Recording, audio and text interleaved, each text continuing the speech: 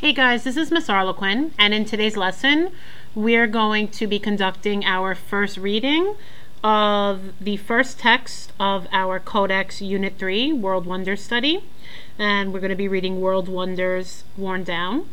And our teaching point is, how do we closely read an informational article in order to determine the key ideas?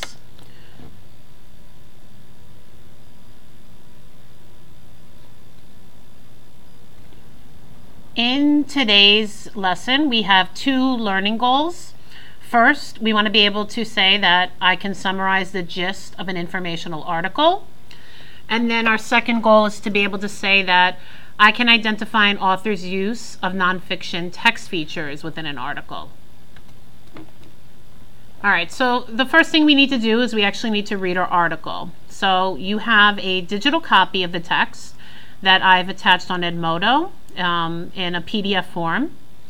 I would like you to follow along with the copy. You can also follow along with the copy that's on the video screen if that's enough for you. If not, you might want to open up the PDF. And you also always have the ability, it's your choice, to print a copy of the text if you prefer to have a printed copy that you can write your name on and highlight and annotate, but that is not mandatory. So just follow along as I read the article to you. You can, in your notes, jot down any questions you have about the text, and you can bring those questions to class tomorrow when we are doing our close reading. Remember that our purpose for this reading is to focus on figuring out what this informational article is mainly about. In other words, we want to focus on the gist. And I'd also like to point out to you that, as always in our Codex workbooks, the words to know are underlined. And when we come across those words, you want to make sure that you are focusing on their meanings, trying to use context clues to figure them out. And then, as extra support, the definitions are provided at the bottom of the page. All right, so World Wonders Worn Down by Cody Crane. How do you decide what places to visit when you go on vacation? The ancient Greeks made a list. This ancient travel guide contained the must-see statues, monuments, and places near Greece. These sites came to be known as the 7 wonders of the world. Since then, wars, accidents, fires, and earthquakes have taken their toll, leaving only one ancient wonder, the pyramids of Giza, still standing. A group called the New 7 Wonders Foundation thinks it's time to update the top 7 list, and they want everyone's opinion to count. They have paired the list to 21 present-day wonders from around the world. Would-be voters can go online to choose which historical sites they should make the final cut. How are the top contenders holding up to the test of time? Will they suffer fates similar to the original 7 wonders? Science World spoke with experts to find out how some of the sites are faring and what's being done to protect them. Mysterious Ms.A, Easter Island, Chile. Problem: weathering. This South Pacific island is dotted with hundreds of giant statues called Ms.A. Long ago, each statue was carved from blocks of the same igneous or volcanic rock that produced the island. Many of the statues are partially buried under shifting soil, so only their heads are visible. Most people don't realize that the heads have torsos hidden underneath the ground, says Robert J. Kostler, director of the Smithsonian's Museum Conservation Institute. Being covered actually helps protect the statues, he adds. After thousands of years of rain and sea spray pelting the soft igneous stone, weathering has washed away many of the head's facial features. Plants, bacteria, and fungi growing in cracks in the moist stone also break down the statues. One of the best preserved Ms.A is on exhibit in the British Museum in London, far from Easter Island's harsh environment. All right, I'm just going to move this picture up so you can see an image that is going along with this section of the text, and the caption, which identifies what the picture's of. Shifting soil has partially buried this group of Ms.A. Pharaoh's tombs, Pyramid of Giza, Egypt. Problem: weathering. These colossal pyramids have stood in the desert outside of Cairo, Egypt, for more than 4,000 years.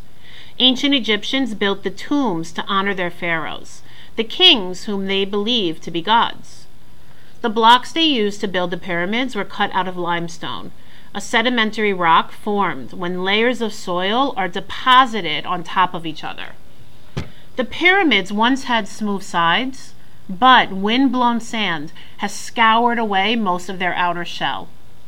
This weathering has exposed jagged inner layers. Archaeologists have learned much about ancient Egyptian culture by examining the pyramids, though they still debate how builders put the heavy blocks in place. However the pyramids were created, they were built to last. Lost City, Petra, Jordan. Problem: earthquakes. The city of Petra is hidden deep within a desert canyon. To enter, visitors first pass through a narrow crack of rock with walls hundreds of feet high on either side. The Nabateans, the ancient people who built the city, chiseled many of the buildings right out of the sandstone walls. But Petra's location had a major downfall. It lies in the Great Rift Valley. As the ground moves along this fault, it generates earthquakes. Result: more than 90% of the city is now buried in rubble. Archaeologists like Martha Sharp Jokowski of Brown University in Rhode Island are working to dig out the buildings. Despite being in an earthquake-prone area, most of the buildings carved out of rock are still standing, she says.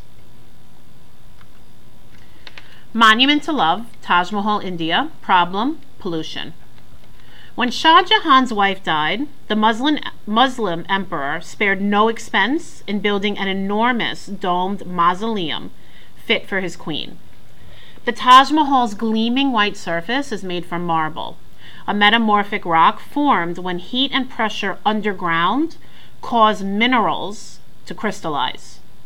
Polishing these crystals produces a translucent, shining surface. Despite the Taj's romantic history, the modern world may be taking its toll on the monument.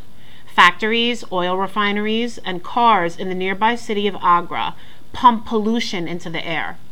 The pollutants have begun to eat away and discolor the white marble.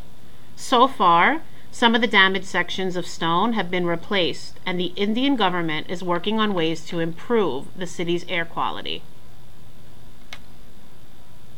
Engineering marvel, Eiffel Tower, France. Problem: corrosion. Named after its designer, Alexander Gustave Eiffel, this tower is the most visited monument in the world. Eiffel built the tower in 1889 to celebrate the 100th anniversary of the French Revolution. It is the tallest structure in the Paris skyline, standing 324 meters, 1,063 feet tall. The tower is made entirely of metal iron. Since metals are good conductors of heat, when temperatures warm up during the day, the tower's metal frame expands, causing it to lean as much as 28 centimeters, 7.1 inches. Luckily, the tower was designed to bend easily. A bigger risk: oxygen from the air and rainwater can cause iron to rust. To prevent this type of corrosion, high-climbing workers repaint the tower every 7 years. Symbol of freedom, Statue of Liberty, United States. Problem: corrosion. Given as a gift from France to the U.S. in 1886, the Statue of Liberty stands on an island in New York Harbor. It's the first thing many immigrants saw when they arrived in America and is a symbol of freedom, says Pamela Jerome, a professor of historic preservation at Columbia University in New York. The thin copper layer covering the statue was once the color of a penny. This layer is now blue-green, the result of the metal reacting with water and air to create copper carbonate. This naturally occurring coating protects the remaining copper underneath. Water also corroded much of the statue's original iron skeleton. To ensure Lady Liberty's safety, beginning in 1984, iron pieces were replaced with the alloy stainless steel, a durable mixture of iron, carbon, and other metals. City in the clouds, Machu Picchu, Peru. Problem: erosion. The ancient city of Machu Picchu, sits atop a peak in Peru's Andes Mountains. To create space to grow food, the Incas carved terraces into the steep slopes. These steps prevented erosion by stopping soil from washing down the mountainsides. But a different type of erosion now threatens the city. The pounding feet of tourists are damaging the city's fragile stones. Thousands visit the city every day, says Michelle Berenfeld, a program manager for the World Monuments Fund, WMF. Among other things, the WMF develops plans to help tourists better navigate historical places. Sites like Machu Picchu are the only things left to tell us about cultures that are now gone. But the more people know and appreciate a site, the more they will want to preserve it, says Berenfeld. All right, so now we are at the end of our first reading for World's Wonders Worn Down. And so what I would like for you to do is write down a summary of this article. Remember that when you write a summary, you are focusing on the most important elements. So you want to make sure that you include the central idea.